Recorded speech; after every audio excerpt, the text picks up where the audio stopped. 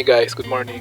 So ngayon, install natin itong aftermarket na cabin light dito sa aming 1997 Mitsubishi Lancer.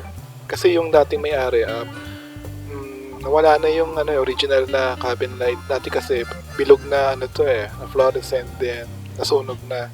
So ngayon, bumili ako ng LED na ito yung subukan nating ipalit dito sa ating 1997 Mitsubishi Lancer. Ayan, so tinakpan na lang muna namin, no? Pero tingnan natin kung possible na ma-mount siya. So mukhang pwede naman. Hanapin lang natin yung mga wires kung saan napunta. So, isa, dalawa.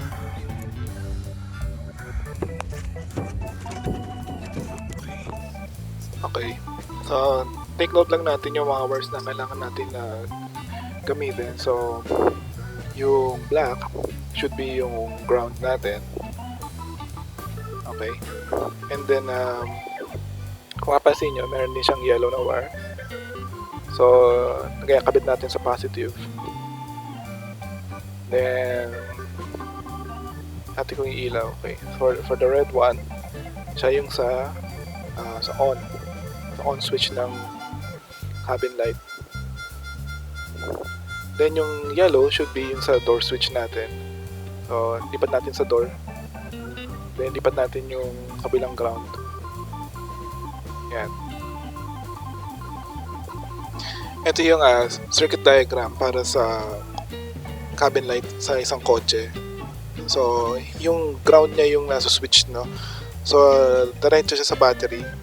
And from sa cabin light, merong isang switch na nandun papunta sa ground.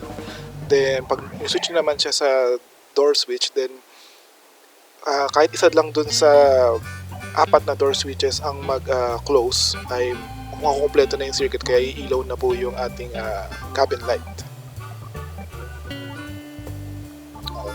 So dito, susubukan po natin i-trace kung alin sa mga wires ang yung para sa on at alin naman yung para sa door switch. Yung wire kasi napalitan na ng black lang, so medyo mahirap identify. So ngayon, kailangan natin i-take note lang. So gamit yung multimeter natin, hanapin natin kung alin dun yung positive o yung galing sa battery. Then yung sa body ng kotse, yun yung chassis ground. Then yung natitirang isang wire ay yun yung para sa door,